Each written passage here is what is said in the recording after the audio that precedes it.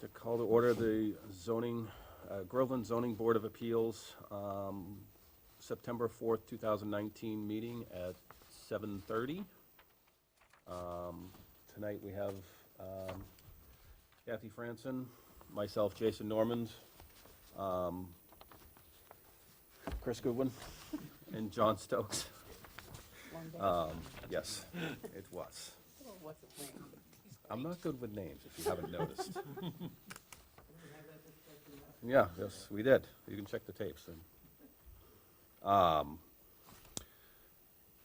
tonight, and Paul, yes, Right? Paul Harvard.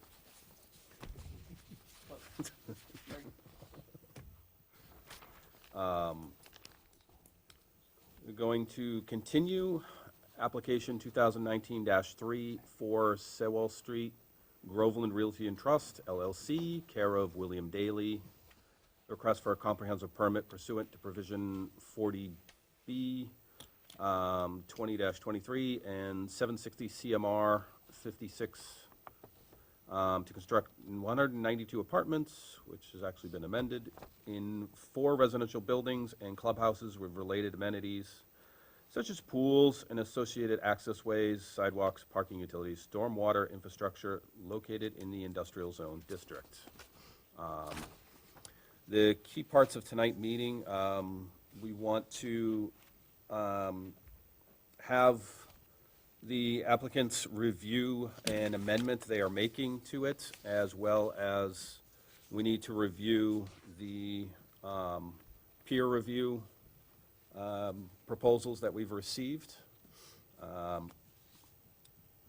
So let's start with covering the amendment before we get into the peer review.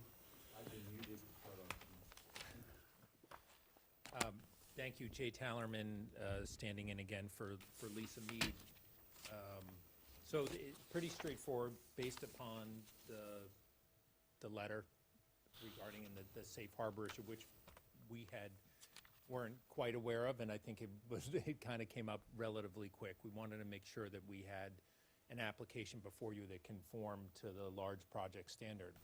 That said, and I had a small conversation with Mr. Haverty, we would still be pleased to do the 192. It's at the end of a decennial census period. Who knows what happens after that? If this board wanted to proceed with the 144, that's perfectly fine with us. If this board wanted to, at some point, to get into a larger safe harbor, i.e. the 10% that you would get from approval of the 192, we're happy to do that. We're also happy during the course of peer review, to the extent that there's any differential in, say, drainage analysis or traffic analysis between 144 and 192, we're happy to cover that gap and have that discussion so that you're prepared at the time you deliberate, and you don't have to do that now, to discuss one or the other. And if the board had an interest in going back to 192, as that plan itself may be further amended to address some of the emergency access issues and otherwise, we're happy to go there too. As it stands right now, though, to conform to the standards for large projects, we're at 144 per the notice and as shown on the plan. With the 3 buildings rather than the 4. Right. And some reorientation of the kind of the parking and the drives in there too. All right, thank you. I think that's all we need to cover on that at the moment. The rest we can discuss as we go through the different categories of the peer review and all that. See where we end up. I don't believe does anybody in the board have any specific comments on the possible amendment? Or any questions in regards to what the, I do. okay. Anybody else? But I don't want to jump ahead. But me, please, You're pick me. first in line. Okay. First, I'd like to ask Paul how this amendment would change the process for the board going forward. If it does, how it does, anything like that, anything that we should know procedurally. Okay, so the first thing is, you have to be aware that the applicant has the right to amend their project and pursue the number of units that they want to pursue, even if it's fewer than what was originally requested. You've heard from the applicant's attorney tonight that they're willing to discuss a project that actually is at the 192 units. The question is that something that you would prefer to review moving forwards, and then make adjustments as necessary, or do you want to just move forwards at the 144 that they just submitted?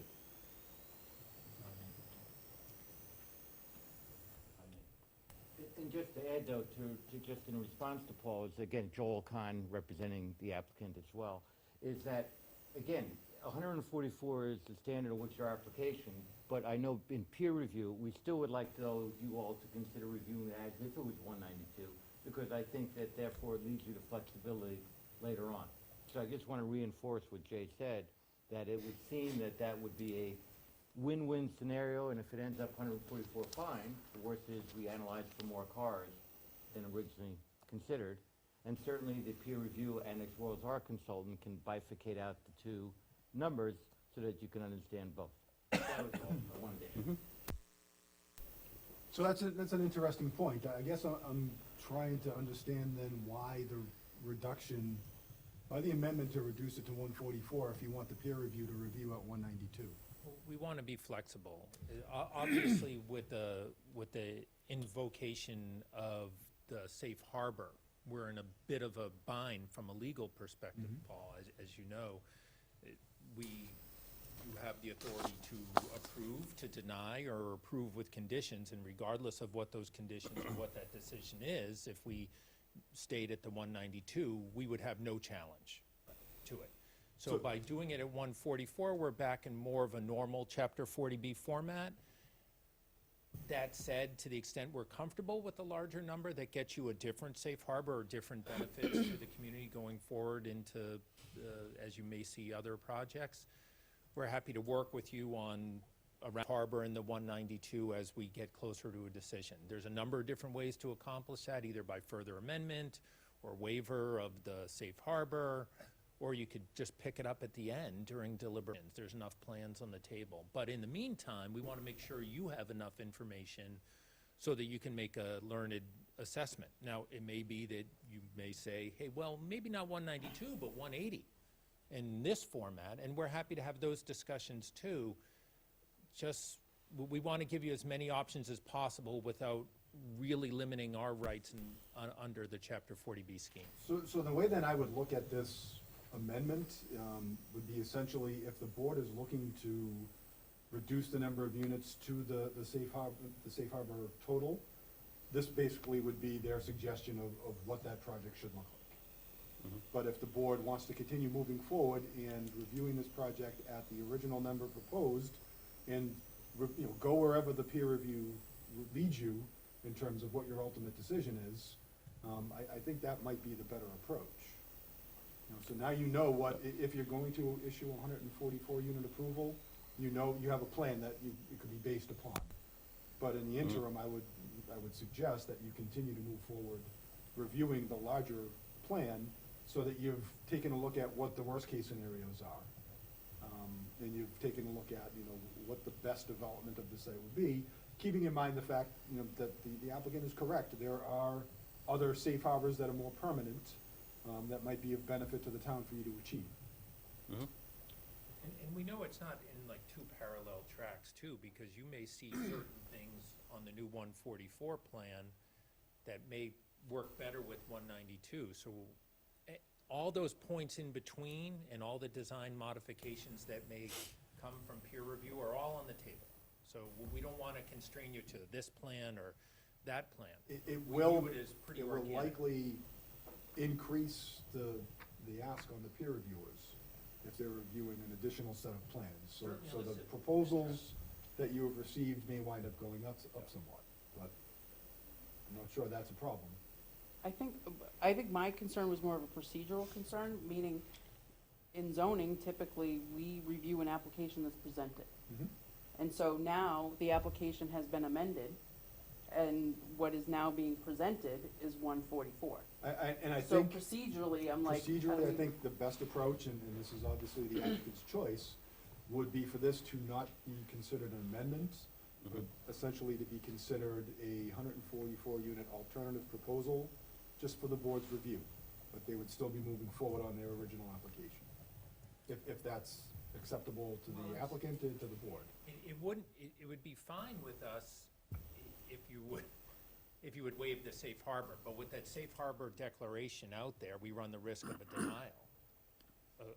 which we would have no recourse over. So that's why we had to do it as an amendment. I think that's more just lawyers, though. So- Yes. Because I think you still have to. Which is why I asked him. Right, so, I agree with that assessment, in that you could wind up going through the full review period, and at the end of that period, get a decision that denies the entire project.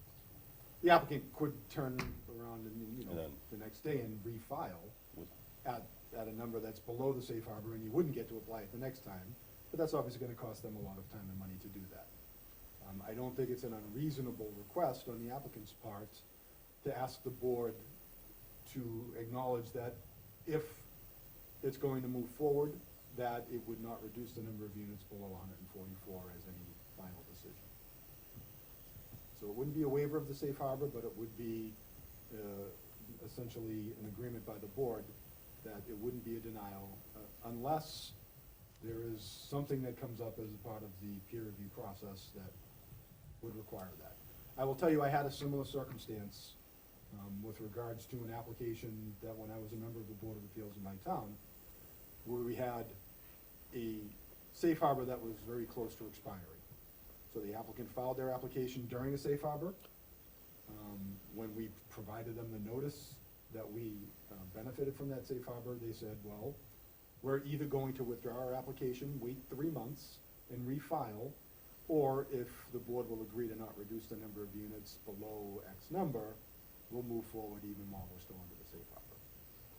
So the board took a look at the fact that they had some leverage, but not as much leverage as they originally thought they might have had, and agreed to that term, with the exception that if there was something that was discovered in the peer review that ultimately, would prohibit an approval, that they would still be able to do that. But otherwise, you're not gonna be able to arbitrarily reduce it below 144. And as Attorney Talaman noted, essentially with the safe harbor, you can arbitrarily deny or condition a project.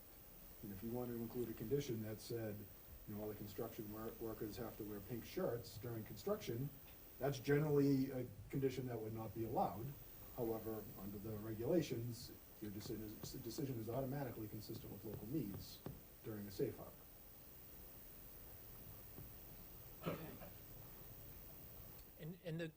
So right now, we've amended the application. You don't have to make a decision on what is kind of a hybrid approach that Paul is suggesting tonight.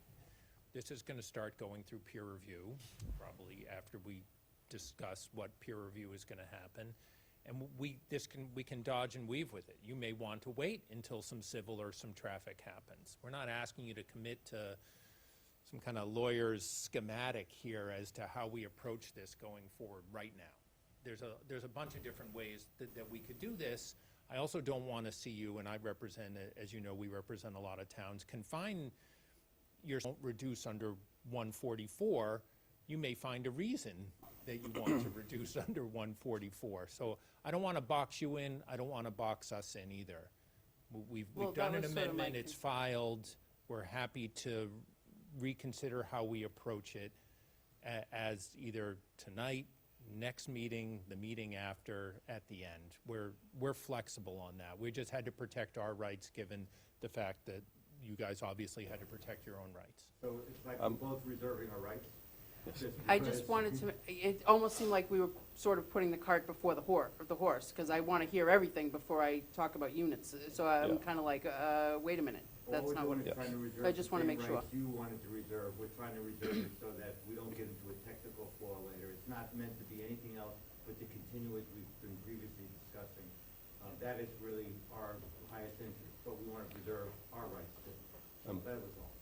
I'm also under the assumption that if we were to put a condition on it for some reason that says they can only do 80 units and that's not acceptable to them, they could obviously appeal that to the, where the board They there. could appeal that, or they could simply refile. They could just refile with at a new, at 144 units. anyway. Right. Yeah, so, So again, the leverage that you have under the safe Yeah. harbor is not exactly No, all it's not like we're, Right.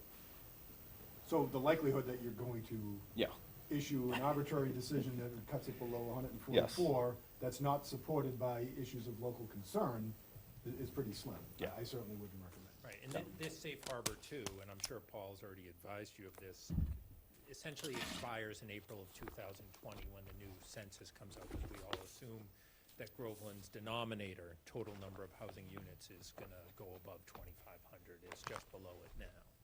So I don't know that for certain, but it seems likely that in the last 10 years, you've pushed your total number of year-round housing units above that number.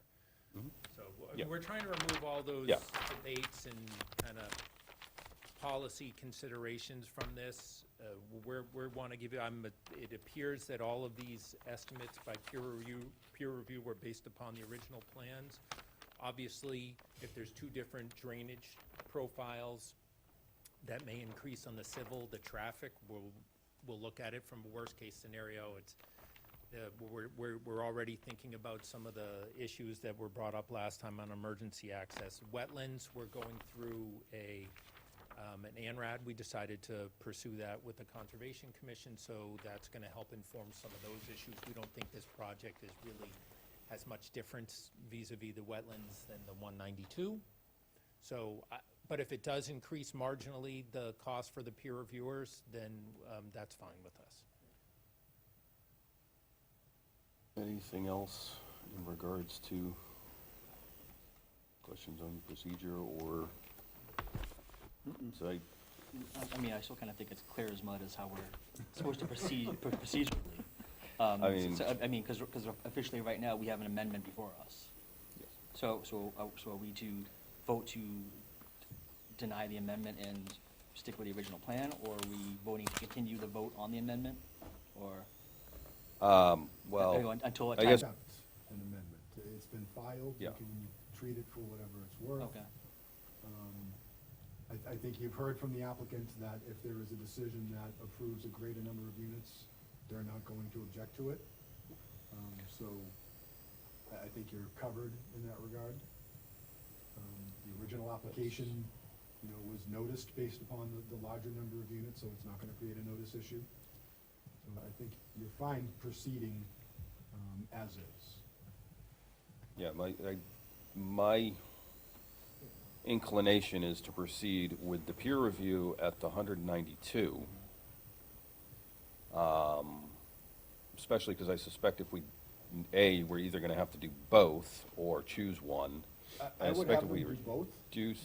Just simply so they can point out the differences. There may be aspects of the smaller plan that the peer reviewers think are actually beneficial, in which they actually might still be able to be carried out under 192 unit plan. So I would have them review both and give you feedback on both. But I think that means redoing all of the proposals. Right. They could do an amendment to the Yeah. proposals, it's fine. I mean, the TEC proposal, I expect, will go up marginally, and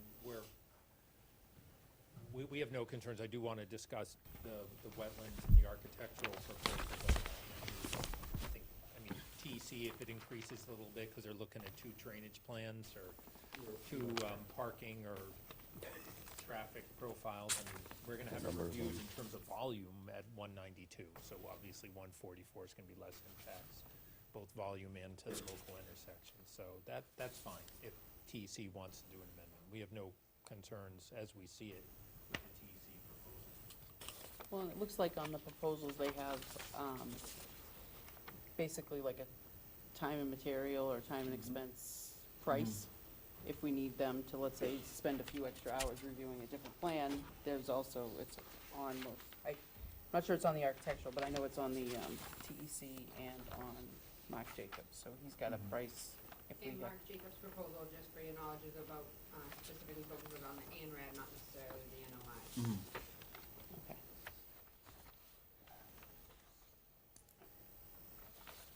Again, my concern with the pricing on the consultants is will they consider that two projects, and that's, double the fee, so essentially we double the expense, which means we need to go back and I would hope I, not.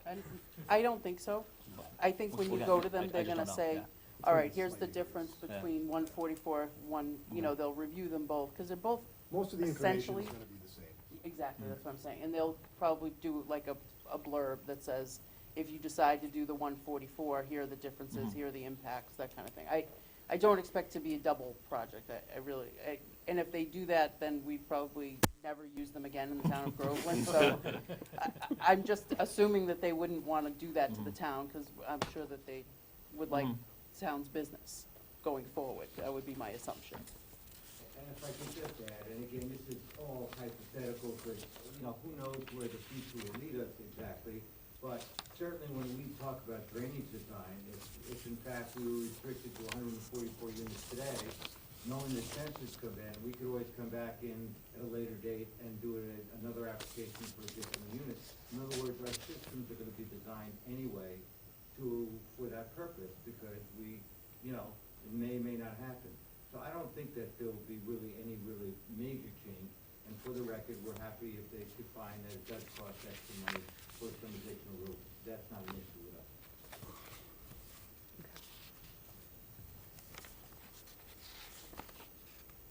So, Yeah, I mean, it's hard to know for sure, but I expect some of the teak probably to increase significantly to task 1 and 2, given that they are time-based, and they'll have to run all the numbers for run all the statistics based on 2 different numbers. So, like traffic and that kind of stuff. You can't just say, hey, Well, the- we're gonna the traffic reduce this they by can- 10%. The traffic they can review at the Yeah. 192. yeah, Yeah. and that way you'll know what the It's impact only is for gonna be better. 144. Yeah, right, Anything less is just gonna be better. But, that's sort of what I was thinking. I mean, I can't imagine architecture really changes because the designs aren't that significantly any different, so, other than the loss of the building, so. But- Correct. The civil will likely be a little bit more, because Yeah. it's obviously More. where the drainage facilities, not so much from the volume of, in terms of impervious surface and the drainage and all that, but there are different structures in different places, and so that'll have to be examined. We're comfortable with that, so I certainly expect task 2 may be a little duplication. I don't see any for an additional meeting, and that's fine, so. Yeah, I would almost prefer to, what Paul is suggesting, have them review both at the same time, so that we're not going back and doing it again, because then that will probably cost more money, but if they're sitting there, Yeah, let's say with 2 plans, it would probably. Yeah, no, Be a And little our more engineering efficient. crew will provide data, kind of a 2-column set of data, especially on the stormwater stuff.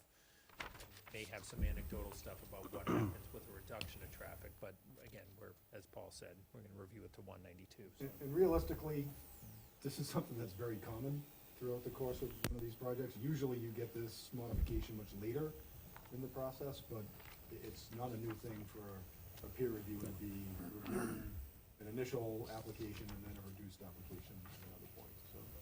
yeah, I'm fine with that as long as, It should actually cost money than it otherwise would have. I mean, based on the plans, I also don't really expect any change from wetlands or the bio or any of there, because the building, you're impactful to any of that, specifically on the Wetlands is plans. really just a Yeah. delineation review anyway, Yeah, so. there's no impact really, shouldn't be any impact on those from the and I change in the plans, because, And I think this may get actually picked up by the Concom anyway, because we have, has he already submitted the NRAD? So we're already there, so this same proposal may just move to a different form, so to the extent that there's something about the local bylaw, and we're happy to have that reviewed at the same time in that form, so that we get a delineation. I don't think there's any, you characterize different resource areas differently under your local wetland bylaw, but the dimensional aspects of them, the physical aspects of them, doesn't change that much. So we should take care of most of this in the Concom.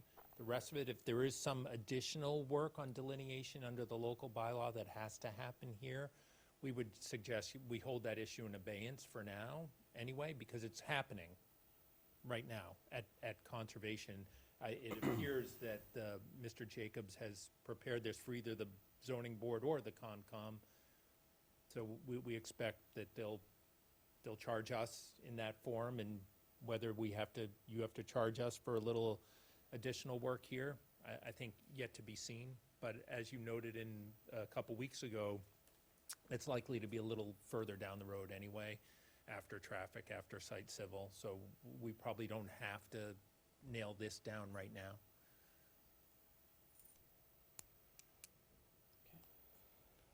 Anything else? Okay.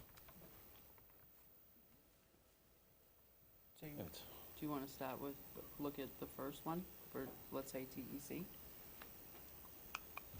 Start there, start with one of them? Yes.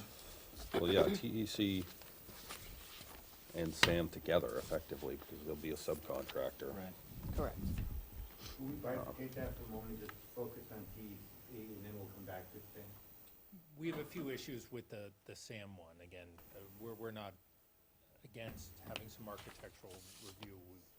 We think there's both a timing issue, and it does seem a little bit high for the task there, but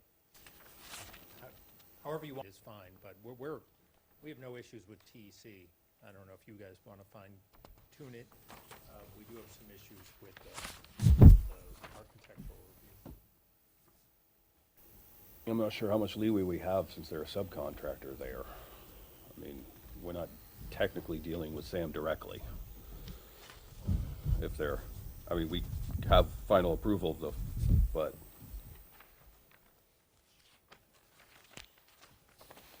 We have an issue right now with. do we want to, funding that well, how about we study. just address the SAM architecture first? Sure. Cover that. Just Yeah, okay. see what, you know, address those issues first, and then we'll work through the rest. Right. I'm not sure what they're actually reviewing that's germane to this process. It's unclear from their proposal, to the extent that it's about relationship of these buildings to area development patterns or historical. We're happy to provide a report on that and then have that peer reviewed. We're not, this project is pretty isolated from any other existing buildings. To the extent this board has concerns about the physical appearance of this building and not being consistent with architectural types in the town of Groveland, we're happy to address that as well, but spending $12,000 for them to review something and we're not exactly sure what they're reviewing is unclear to me. To the extent it's actual code issues that an architect would discuss, that's gonna get handled by the building department. It's just kinda hit us pretty hard, and we're not exactly sure what the purpose is. I do, as Paul does all the time for his municipal clients, review of architectural things when we're reviewing projects in historical districts or when they're right next to other existing neighborhoods, to make sure there's some consistency, the sight lines are good, they're not looming over them, shading studies, shadow studies, all that stuff is important and good. And you should have an expert that we pay for that analyzes what we provide for you. I'm just not sure what this analysis is for, given how this project is situated. Again, we're not averse to paying for some peer review along these lines, but we're not sure of the purpose of it. I believe design review is a significant part of the overall 40B, but I'm Design not sure review- how it applies to this particular, Right, design review project. is certainly something that's not at all unusual, as Attorney Talman has just said. If, what they- I haven't seen this proposal, if what is being proposed is a code review, that is outside of the jurisdiction of the board, and something that you would not generally do peer review for. That is part of the building permit process. So I'm not clear on what exactly this proposal is suggesting they're going to do.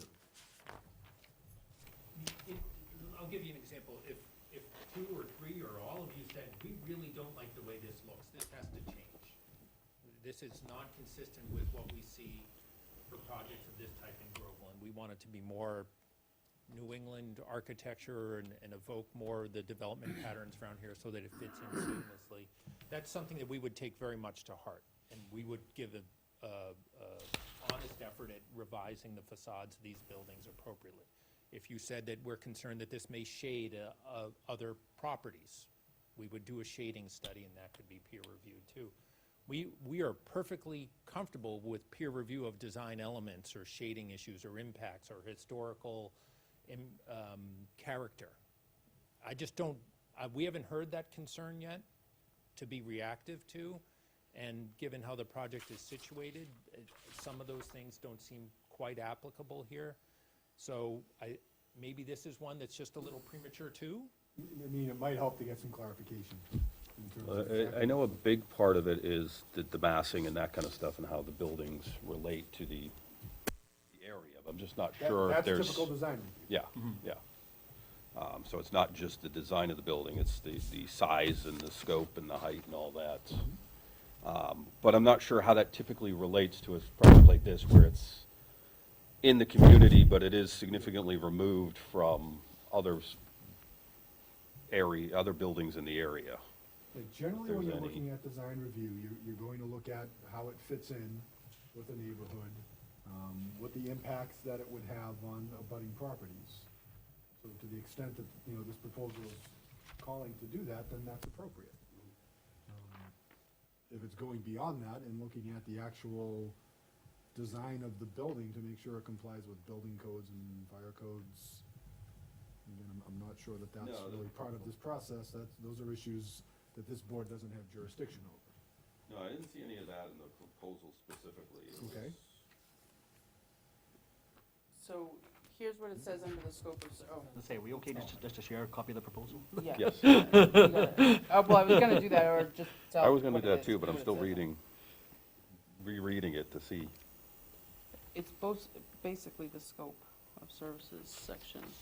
Yeah, Right. I was reading that. To me, it seemed like an overall review of the elevations, make sure it's Right. elevations of a typical residential building, the floor plans, the enlarged plans of the typical units, one bedroom unit, the one bedroom with the den, two variations of a two-bedroom unit and a three-bedroom unit. A building cross-section, a series of details of the typical exterior wall at the garage where the floor meets the exterior wall and at the roof. Well, the key, I think, to what their scope is the last, where it's. Right.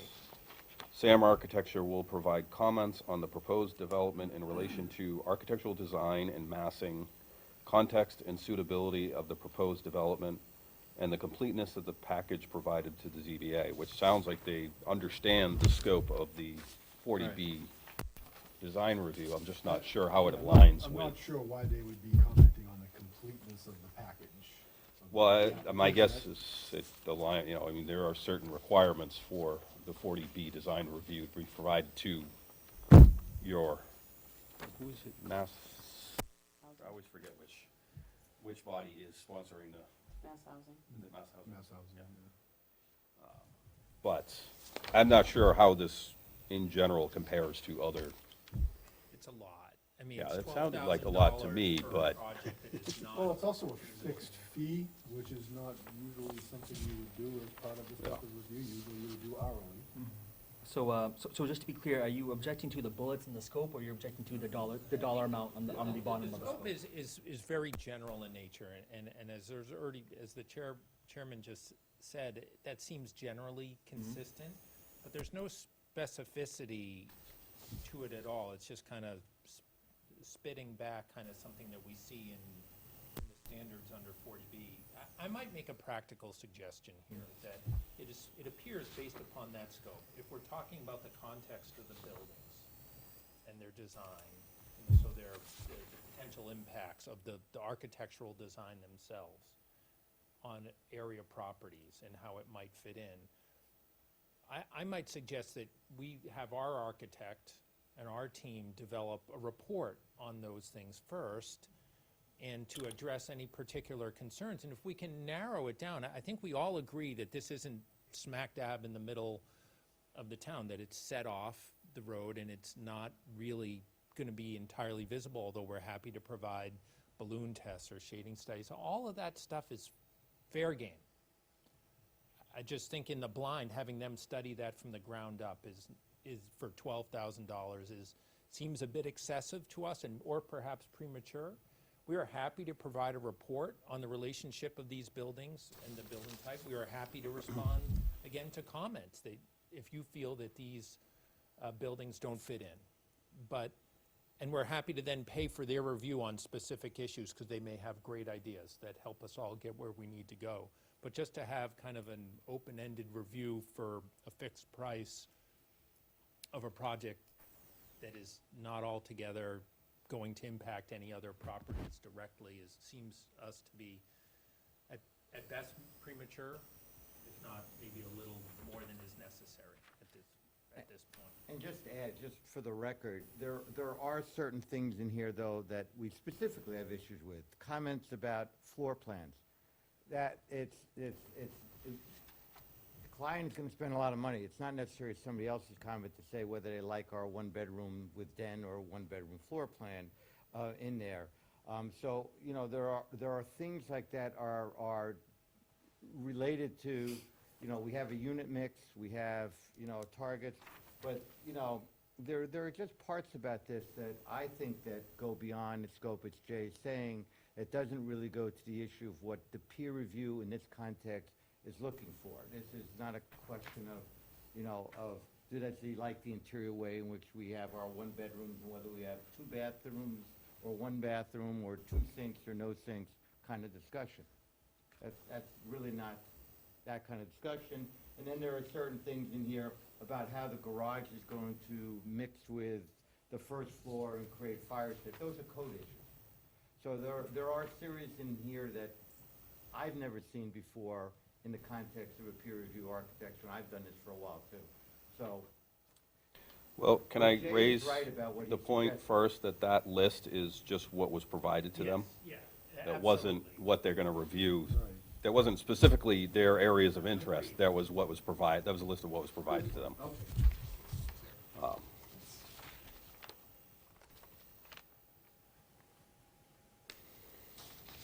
Yeah, we're happy to provide some report on these. The application could perhaps be buffeted a little bit by a report. Maybe we pick up this issue a little bit later. As the board, I would expect that you would have comments on the appearance and the orientation of the buildings as we go. And to the extent we have an impasse on any of these, again, if they could be resolved through peer review, we are not objecting to a properly focused peer review on some of these issues. They're important. Anything else? Maybe, Do we wanna make a motion to delay the architecture review discussion and save that for, till we Later get a date. little further in? I mean, I'm more than welcome to do that with the understanding that it may delay, not beyond the limits, but certainly could delay, you know, the short term. We want to work with you on all these. Yeah. We want it to look okay, Should we vote on that? Just to sure. You're gonna cover it? make a motion? I think I just did. Oh, That's how I started it. okay. I'll second that. All those in favor? Aye. All right, we'll pass that one off for now.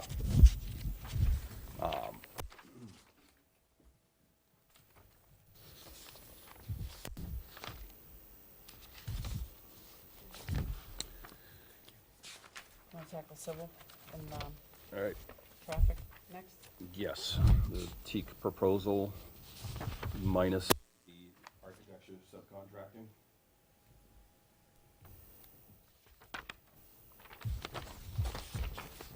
Any comments? Any questions on it? No, From nothing us? really stuck out as in, for me.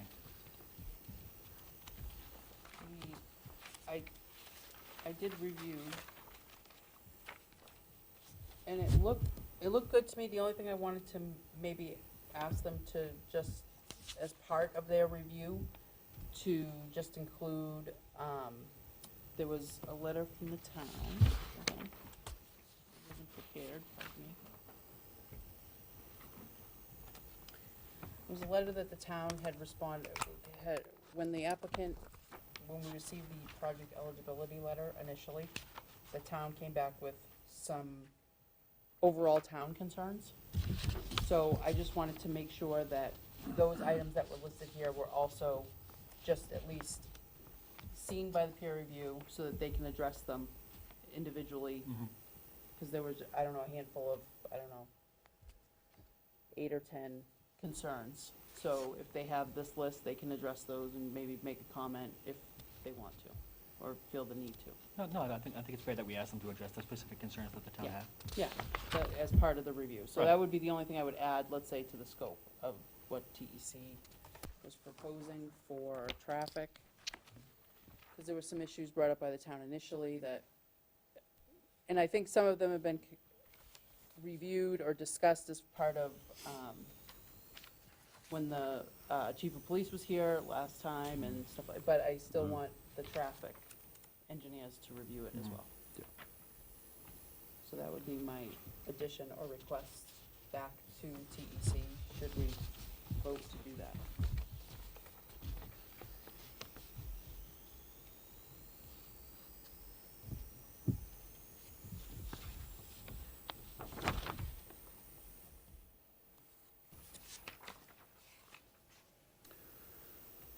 And we want to have them review both proposals, Yeah, I would say Yeah. yes, definitely.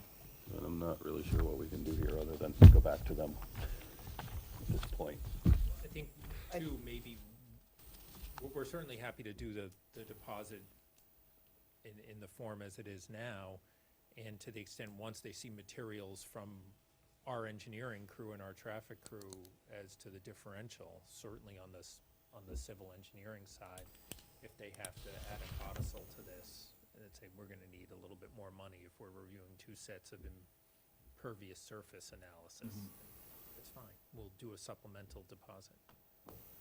Yeah, that's what I was thinking. We approve or deny this particular one, and then if that's the case, also, when we do that, ask them to say, okay, we want you to review the second one, what's the cost difference between the two? And then have them come back. And But at least they can start with the 192, and then that's the biggest part of it anyway. Get the ball rolling on that. Yeah, exactly. I want to get this in the hands of the experts as quickly as we can. It's going to take them time to turn stuff around. Yeah. I'm fine approving it for the 192 and then going back to them for a amendment to Add the one. add the 144, and then we can, We think it's gonna be Yeah. a modest increase. Well, the Well, the we'll biggest see impact for- will be in traffic and civil. You The never other know with stuff, not consultants, so much. Yeah, no. I mean, we can't say either way, basically. No idea how much, whether it will double, probably will not more It will, it It better not. might have something to say if they Yeah. say. Negotiate. And as Paul indicated, often in deliberation, projects are changed and reduced in scope, Yep. and therefore, there has to be some form of support to that through the Yep. peer review process. So this may evolve in a similar fashion, we don't really know where we all may wanna, so that, I think that we could remain flexible and understand the added cost if it happens. I was gonna say, it's also true that peer review quotes frequently run significantly over what was originally quoted, because, it's a dynamic process. You don't really know what's going to happen, what, the ultimate level of review is going to be. So although this is, I'm sure, their best guess as to what it would cost, looking at it from the beginning, looking at it from the end, it might not reflect this. And that's consistent both for section 53G as well as the fact that 40B doesn't require 75% design plans. It's something more preliminary in nature, so we understand it's an evolving process.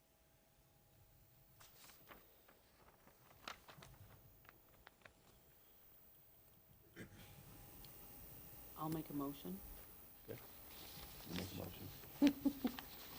to approve the proposal from TEC to review the 192. Also, but just add that we ask them to review the town letter that I suggested, and the town concerns, and also ask them to also review the 144 units, and let us know what the price difference would be in the two. And we'll get them the plans for the 144 so that they, and whatever other analysis, so they have a sense of what they're in for. Okay. I will second that. All those in favor? Aye. All right. that one is taken care of.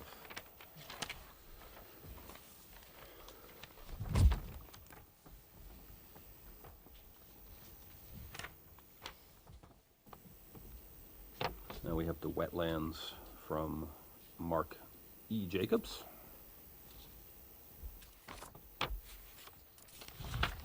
Again, I assume we're gonna be paying, if not this amount, almost the identical amount at the Concom, which may obviate the need to pay it here or pay a smaller amount here, so I don't have a quarrel with the delineation cost for peer review here. He's gonna peer review, we already filed on the 28th. The ANRAD, I think we wait and see what happens at the Concom. We have to do wetlands here anyway, but we won't have to do the delineation likely, because they'll probably delineate it there. Again, as you can see, the proposal is based upon the ANRAD that was submitted to conservation on said date, and not necessarily the local NOI that will be filed later on, or as part of the review from the zoning board. We expect that that's gonna be an additional item, and it's gonna be informed by our ORAD once we get it. We were pretty confident in the wetland line now, but it may change some things, but it'll certainly help us get to a submission for what would be a local NOI to you or a state NOI to the Concom.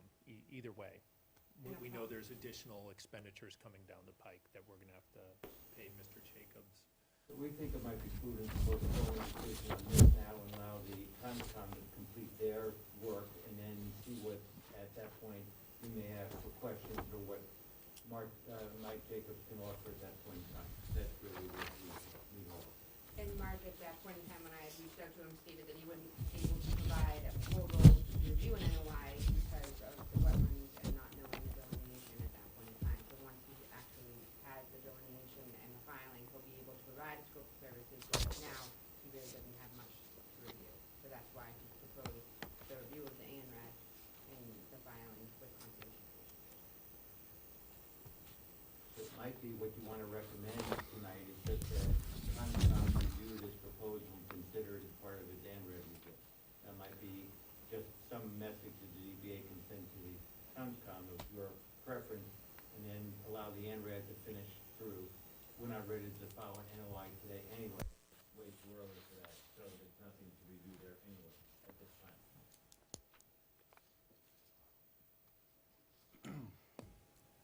Questions, comments?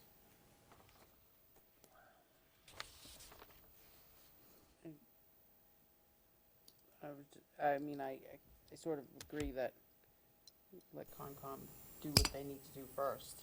Okay. And then, when he actually has something to review, then we can go back to this. Then I will make a motion to defer the wetlands peer review discussion. Second. All those in favor?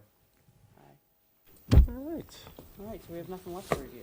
Yes, the other proposal I'm was just kidding. going to be from Mark Chase, Fitzgerald, yeah. and he had sent over some additional qualifications and not necessarily scope of services, so we had requested that he actually put together a scope with an associated fee in regards to what he would be reviewing in terms of the habitat. So as soon as that's received, I can bring that before the board. Okay, so we'll have to defer that for the next meeting. Hopefully, we'll have it by the next meeting.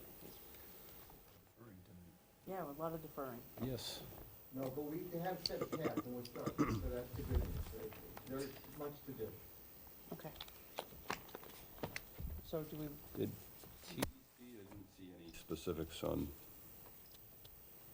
timeframe. Do they have any, did they give any indication of timeframe for TEC or what they're thinking?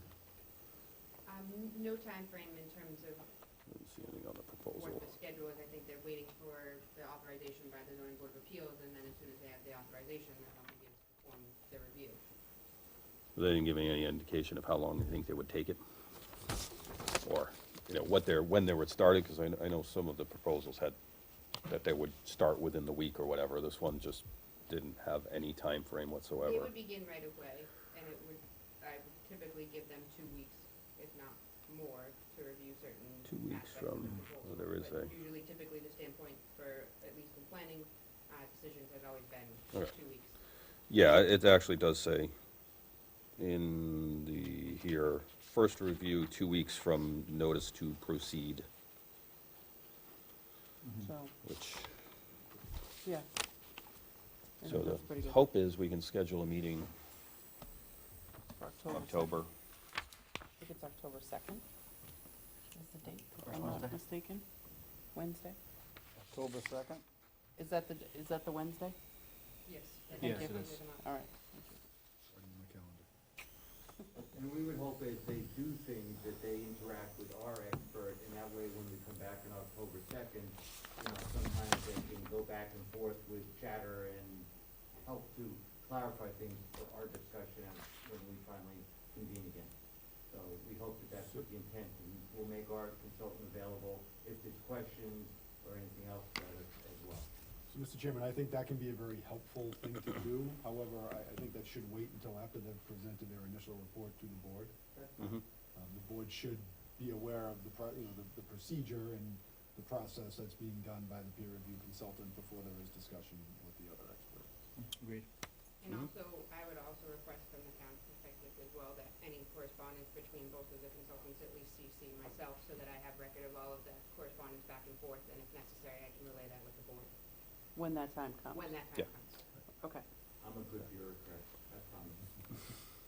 And we'll make available whatever they need, and I don't know what else you may have on your October 2nd docket, but if we wanted to focus on traffic or drainage, we expect there to be T&C type stuff spanning more than one meeting perhaps, depending upon how busy you are. So we're cognizant of the fact that traffic will generate a pretty healthy discussion. And so if you have a particular focus, that's fine with us. If you want to have them do just a general overview and then refocus after that for the November meeting, that's okay too. But Well, I think the hope is that they'll come back with everything, and we can review, and we'll be in a position to basically review the traffic and civil across certainly starting the 4th, and then with a stretch to the 18th if we don't cover, for some reason, we don't cover everything in the one I meeting. mean, we want to accomplish as much as we can, make good Yeah. use of your time, but we Yeah. know that that's a big mouthful to do traffic and civil Well, on. Yeah, well, that's why I'm saying we'll assign both, have the stretch meeting of it, probably push it to the second meeting in September, October. Well, the But we- reason is, I just want to know which expert to bring, and of Right. course, Yeah. on traffic, we've yet to make a presentation of our methodology and everything else, and so we of course want to be afforded the ability to do that as well. So, it's my experience that traffic will consume an entire, if we're lucky, 2-hour session of Mhm. just traffic alone. Yeah. And so if you tell me traffic is the first order and they can do that, then we'll have our expert here as well too, and then civil following. I'm pretty sure both of them will consume a full meeting, so, Yes, I would At expect least.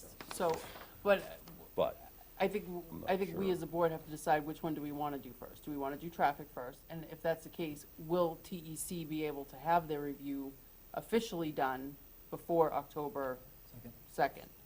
2nd? I think that's putting a lot of pressure on them. I know they're saying 2 weeks for their first review, but would they have something for us to actually read at that point? And believe so. And digest, enough time for us to really soak it in before the meeting, or? I believe so, I believe they would you be think they able to would? get us something before the Okay. posting of the agenda. Usually I post the agenda the Thursday before the meeting, and TC and our other reviews, maybe not quite as large, but in just general practice, has always been able to get me something, at least a day or two before the meeting, if not that Thursday. Okay. So I will just want to make sure we have notify enough time to look Right. at it before we come in, but Okay, so should we October 2nd, we'll start with traffic? yes. And our- Okay, if, worst case scenario, I'm just thinking, worst case, if they're, let's say, delayed getting their traffic report over to us or whatever, we can at least hear what the applicant is presenting and then sort of go from there. as long as Yeah, TEC is and then we can- present during such a presentation, Yeah, so it they're would be hearing helpful. what the traffic consultant said. So they would need to be at the October 2nd TEC. Okay. They have multiple team members, so I'm positive they can do that. Yeah. Traffic it is. do we want to schedule, I'm not sure if it helps much, but do we want to schedule civil or plan for civil on the 18th, or just leave that as a stretch for traffic and then cover civil on the I would recommend that we November? meet on the 2nd, see how things go with traffic. If we need an additional meeting, we can use the second, or the third Wednesday, pardon me, for a second traffic meeting if needed. Agreed. And then in November, then maybe we can Then talk about, Just I, cover civil, just say civil is not going to be covered till the November meeting, which would be November 6th. that would be my And recommendation. we'll have that second meeting as a stretch for traffic. But you Yeah. never Yeah, know what and happens then- with traffic. And then Yeah. John won't be Yeah. here for the second meeting in October anyway, so. Because as Paul has indicated, so do a presentation, your peer Yep. review a presentation, and then there needs to be some jabbering between them that comes back on the second meeting that then goes to further discussion. So Yep. I think that's a solid plan. Yeah. Yeah, and that wanna way you don't jam have to them have, together. worry about, getting people here for the second meeting, and then all of a sudden we have to push that. That's great. I'll notice our Yeah. team accordingly. I much prefer to give ourselves time and space to do what we need to do. So the following meeting will be November 6th. What we're Yeah, saying that's- is, if we meet October 2nd, and let's say we go through the time, and we're not finished with traffic, we would do the third Wednesday of October, So should I block that off now? just in case, yeah. I don't know Yes, how. yes, I please don't- Yeah, yeah, So that the 23rd? yeah. That's assuming that we run into a second traffic meeting. If we don't, then you'll have the night off. Excellent. How's that? Now, Al, if you can tell it to Is that the schedule the first 16th? and third automatically. I'm sorry? Is that the 16th? You might The be- 16th, yeah, of October. So 16th. October 2nd is the official meeting to start traffic. October 16th will be the stretch on that, And run over. if needed. And then November 6th will cover civil, with the option to stretch that to November 20th.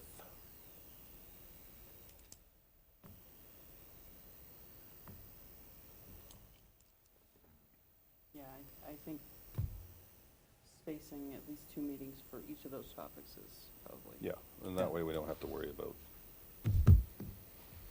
Okay. No, agreed. And they're very different conversations. Right, so Right. it's like, plus, there's a lot of stuff that we'll need to review before each, so I wanna make sure that we have enough time also to get all Yeah, our, and then- do all our homework. we can also, Our volunteer board, yeah. we will be definitely covering public on as much as possible in the first meeting, so that, please get your comments in, ideally, through email to Rebecca, or, did they email you directly, or is there somebody else in the town that can email? Email me Yeah. directly or, Or just bring them to the town clerk, I believe it is, either for the written clerk or the notice. planning office. Yeah. I'll check them as well. That way we can read those in, even if we can't necessarily get to everybody to talking on that night. We'll cover those definitely, and then hopefully, certainly cover as much as possible in the first meeting, and then if we happen to go over to the second meeting, we'll cover that as well, but particularly if you have a particular interest in each topic, either the traffic in the October meetings or the civil issues in the November meetings, get those comments in for those meetings. Or be present as much as possible. Anything else to cover for this tonight? I'm good. And we'll defer any more public discussion until those, so that we have a little more time to Review all the data. focus and Yeah. review public. Okay. All right. I think we're all set for this stuff. Now we can move on to like minutes and fun stuff. Thank you all very much. Thank you. We gotta move to continue. Yeah, sorry. I'll make a motion to continue Thank you. Beat me to it. The the, hearing, where's the number? Continue application 2019-3 to the October 2nd meeting At 7:30. at 7:30. Second. All those in favor? Aye. Thank you. Thank you.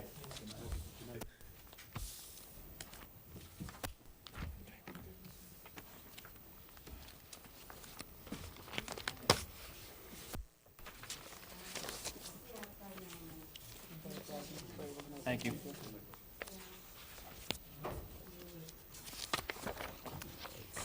And minutes?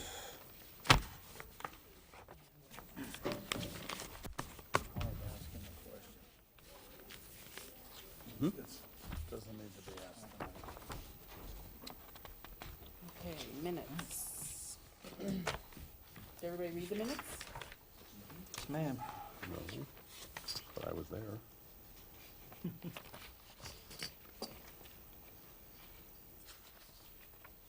Anybody have any comments on the minutes?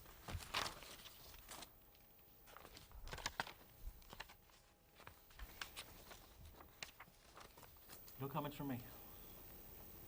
John?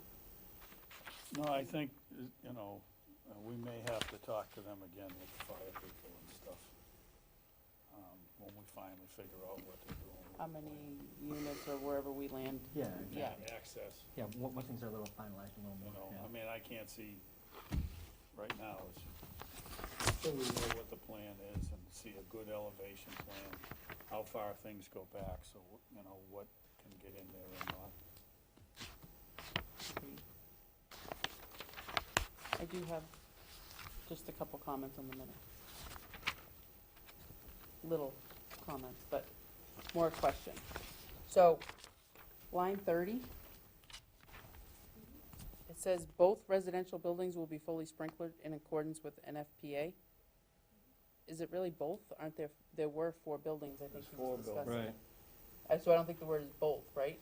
That's, so. Or is that the what he said? comments were read that from what he- a letter that he had in his hand, and he provided me with the letter that he read. I can go back to the minutes and see whether or not he actually said that, but that's what the letter is. Yeah, it just that says he both. I'm provided. thinking both. There's 4. Yeah, it has to be. So all. I just, that's all. Seemed a little, both sets of. yeah. That's what he said, that's what he said. If he said, right, if he said both, but I just wasn't sure if that's what he was, No, I can certainly go back to the tape and check it. It'll take 2 seconds of my time, for sure. okay, I'm sorry. Don't apologize at all. That's what I'm here for. And the other comment, quick comment, was line 102. In the middle, it says these feature also provide, so I think it's supposed to be this feature, and that's it. Other than that, I thought they were wonderful. Thank you for your time and help putting them together. And they never answered the question about the superintendent on site. They simply said. No, they said they were gonna have a third party. Right, Yeah. a 24-hour answering service, and I said, I asked, is there gonna be They a said they didn't know yet. superintendent on And so site? they were gonna do third party in the Well- There's a beginning. big difference when you show up. If you're talking to somebody and leaving a message on the phone, and then 4 hours later you get a call. My assumption is there would probably not be based on the discussion. That's my inclination. Or at least That we would have come to out assume there will probably not be based on the discussion. Yeah, it seems like they were certainly more than hinting Yeah. that they were not planning on having one on site. Yeah, that there was no, hey, yes, we will have this on site, so. Well, when you hire a third party, you don't know what they're gonna do. The No, third party may do that. but I think that's what he was trying to exactly- say, is they may, that may They be may part do it, of they may their not do it, management. but the assumption What I was is, getting to was like it- on the fire stuff, what winds up happening is then we're gonna be paying firefighters to stand on scene for all those hours, maybe as a safety concern, and that's gonna run the town's cost up, as opposed to theirs. Stand on scene for what? Say something goes wrong with the smoke alarms and they have to shut them off, Yeah. now you've gotta have a fire watch. And you've Owner gotta pays ha- for fire watch. Pardon? The owner would pay for the fire watch. The town pays it first. Right, but Yeah, they, they would reimburse. You know, they could get If they reimbursed. have the terminology in place. We went through this when I did it. And, Okay. then you have to go out and try to find people in the middle of the night to do it, which isn't necessarily the easiest task. So I'm just saying, Gotcha. would have been nice to have a yes or a no.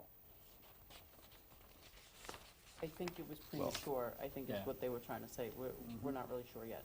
Yep.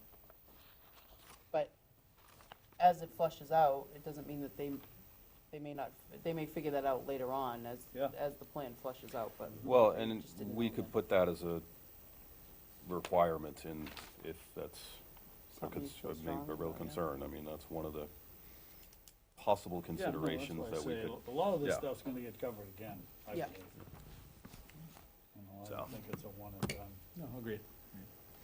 Right, Right. I'll make a motion to accept the minutes from the August 21st, 2019 meeting as amended. I'll second. All those in favor? Aye. Aye. Doing good. Open discussion?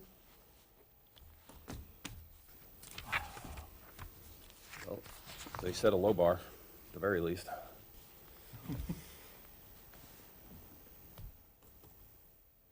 And, no, I'm not thrilled with this.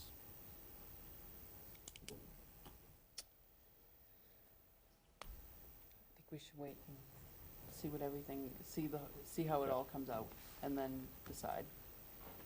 I think it's just putting the cart before the horse. It's like, they're just reserving their right, and I think we gotta hear all the evidence, Mhm. basically, before we start picking things apart. just Mhm. yet. No, agreed. But, you know, so, I don't know, just the way they're going about it just doesn't sit well with me. I was trying, well. not now. So, anything else? I presume no hits on our search for a fifth member? No, I have not heard, Yeah. or seen any applications as of now, or as of today. Nobody Yeah. likes us. And no, We're very unpopular. Well, they're missing nothing one. else on the agenda for, Nothing has been filed to date as well. and we got And what? Today's what, the Got, what is two more today? days? Tis Well, no. the- We got to the 10th, right? Yeah, they have. So, There's a deadline, yeah. Tuesday. A few next more days, Tuesday. But still, I don't believe anything's Yeah. going in the pipeline. Maybe next meeting, but even then, so I think it might be pushed off a couple of months. Well, that would be good. Anybody For our who's kid, smart yeah. is probably gonna wait unless they really gotta get it in. Right. Yeah. Well, I know that for 301 Main Street, they have filed with the planning board for review of site plan and a parking reduction for a restaurant use, restaurant jurisdiction of the zoning board of appeals. So even if the planning board were to approve the site plan and the parking reduction, they would still need a special permit for the use itself in Mhm. front of the ZBA. So that meeting is set to open on the 17th of September. So I don't anticipate it to necessarily come to the zoning board of appeals within the next few months, but that's something. And then also the application that we discussed over on 895, I believe, don't quote me on the number, Salem Street, for a potential mixed-use type of building. You said that, There might be a use, special permit that might be required for storage or warehouse in the industrial zone. So that would be another application, but I believe there's still some negotiating going on between conservation and habitat. So again, that might be coming to the zoning board of appeals, but I wouldn't anticipate it to be within the next few months. So I'm pretty much thinking maybe 2020 type of stuff. Okay. 301, did the state come out and look at that cut and make a decision yet? I don't believe the state has been involved with the intersection, but I haven't received any additional information other than what was already provided to the zoning board of appeals for the initial curb cut and the changes that they've already discussed. So and since they have not opened the hearing, I haven't heard from so the applicant is different than the owner. The owner owns the property, but has given a gentleman the authority to apply for this particular use on the property. So we're gonna be hearing from a different individual, so I don't know what his plan is and whether or not he's bringing any special team members to the meeting and whatnot. But after that happened, didn't the state come out or something and say, oh, we need to take a look at that? Wasn't there some, I believe it was called into question the proximity of the guardrail to the actual bounds of the property and whether or not the owner would be amenable to having them there or whether or not the easement had expired. But I believe that the owner had addressed that with Mass DOT, and I don't believe anything is set to change at this point in time. But again, I have not heard any updated plans, so that could just be an overstatement on my behalf. and see. The only other thing I got is I will not be here the first week in December, so. We'll figure that one out, but. Okay, If we, Anything else? yeah, well, if we need to, can we kick a meeting back a week? I know, or are we bound by, I think just For- space, for space and Yeah. facility purposes. Yeah, I think. it's more a question of convenience than anything else, I believe. There's no specific rules about when we have to have the Yeah. meeting. so, what I'm saying, to make it easier for you? Well, we could do it the 18th of that month if we have, You have to Okay. have a quorum in order to hear any of the Right. materials. Mhm. However, you also have the Mullen Rule where you're able to review Mhm. the meeting by minutes or tape and still participate. It would, for this particular project, it's I caution it just because you just never know when you're gonna need that. But at the same time, I think as long as you're meeting frequently and the applicant has decided that a continuance is allowed, then you don't meet any statutory issues either. So you'll have your quorum and you're not running into any time constraints. so, but I think more the question was, let's say, you know, if Jason's not available, let's say the first week of December, and we do have a third week that we sort of have blocked out already, but if he can't meet the first week, but maybe wants to put a second meeting in December and wanted to meet, let's say, the second week of December and the third week of December, could we do that? Oh, certainly. Facility-wise, are we I think able that to do we're that? able to do that. I think we just have to be cautious because the Conservation Commission meets on Wednesdays as well, and I believe that's actually their week, the second Okay. week. That's what I I'm not suspected that. 100% positive. I think that we can definitely work with them to maybe have them meet in the back Yeah. room. I don't know what's on their agenda, but we could If we certainly needed to, arrange yeah. for. it also depends on what's on our agenda. Right. Correct. Like tonight, we could have done over there if we had to, but. But you never know how many people are coming. I think that's, especially in a. No. Well, and that's why I say we don't even necessarily have to, and we can coordinate a day. We're not bound to the first Wednesday for any Right, that was my specific Okay. reason That- other than. Yeah, I was sort convenience. of wondering about that Yeah. too. It's just for meeting schedule purposes. Yeah. Yeah, But it also sort of fits in if, let's say, if somebody comes in on the 10th and files an application, they need to, you know, we have a timeline from that day that we need to hear any other applications that come along. So as long as we're in that time frame, I think we're good. Okay. I'll make a motion to adjourn the meeting at 8:47. Seconded. all those in favor? Aye. Gonna stick around for another 4 minutes? Why? Because it's 8:43. Oh, 8:47.